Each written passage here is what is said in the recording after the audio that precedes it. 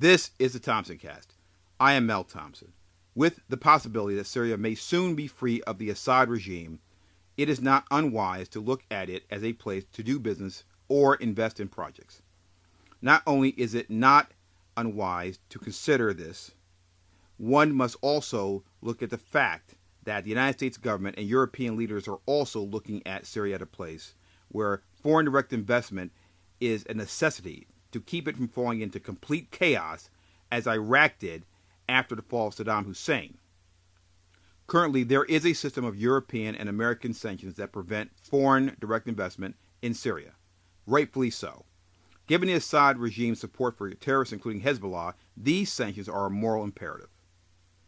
Now that the end of Assad may be near, the United States and European governments are putting in place contingency plans to dismantle the sanctions quickly, so as to not hinder Syria's economic recovery post-Assad. This is wise for the simple reason that there will be sufficient chaos and a power vacuum after Assad falls, and the last thing you want is for it to be a helpless scenario of no financial system or jobs. By tying the sanctions to Assad and not waiting on the outcome, in other words, not waiting to see who will take over, top American and European officials are seeking to avoid the same type of chaotic situation that ensued in 2003.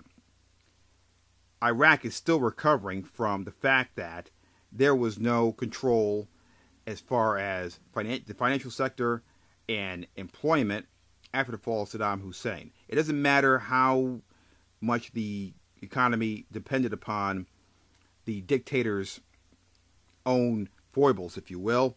The fact is that Iraq had a system. After the fall of Saddam Hussein, it did not have a system. We don't want this in Syria. And obviously, the one way to prevent this is to pump in foreign direct investment. The plan is to have funds and opportunities available so that this will not happen. Where I see a clear political risk for businesses and foreign direct investors is in the potential to have substantial corruption. Simply put, the goal is to have a functional country to invest in. This requires that the U.S. and Europe agree to leave in place the infrastructure that Assad has created, including a financial system, all run by his people, who the rebels will likely want to remove and they may possibly want to kill. At some point, there's going to be a need for those in these positions to earn more since their benefactor, Mr. Assad, is gone. In other words, they're going to have to take the wages that they earn as opposed to the perks of being a supporter of the regime. This may not be enough to support their lifestyle as they have known it. What this will create is a potential for corruption, asking for bribes, in other words.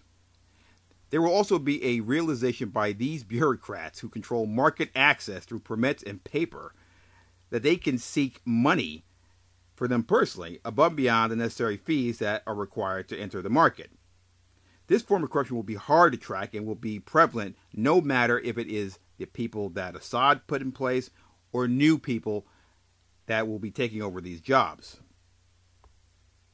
Because the Foreign Corrupt Practices Act prohibits the paying of bribes to foreign government officials, U.S. foreign direct investors and businesses may be at a disadvantage if other nations with no such laws push their people into the Syrian market.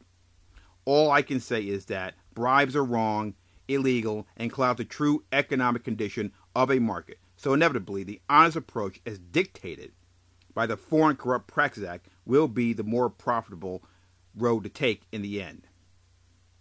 Although good intention and good policy, the prospect of foreign direct investment in Syria after sanctions are lifted post-Assad is fraught with political risk. Human nature is going to kick in and there will be revenge, and this means that some people who control and know how to control market entry into Syria will be gone. New people will take over, and it will be a slow and tedious process costing time and money to navigate. Having said all of this, the U.S. is a nation that seeks economic opportunity, and Syria can be and will be another market. Because sanctions will be lifted, there will be no legal reason not to get involved in Syria post-Assad. Getting the seat on the ship to the first foreign direct investment and business opportunity in a post-Assad Syria may not be easy, but it may be a seat that you might want to be in when the ship leaves the dock. This has been the Thompson Cast. I am Mel Thompson.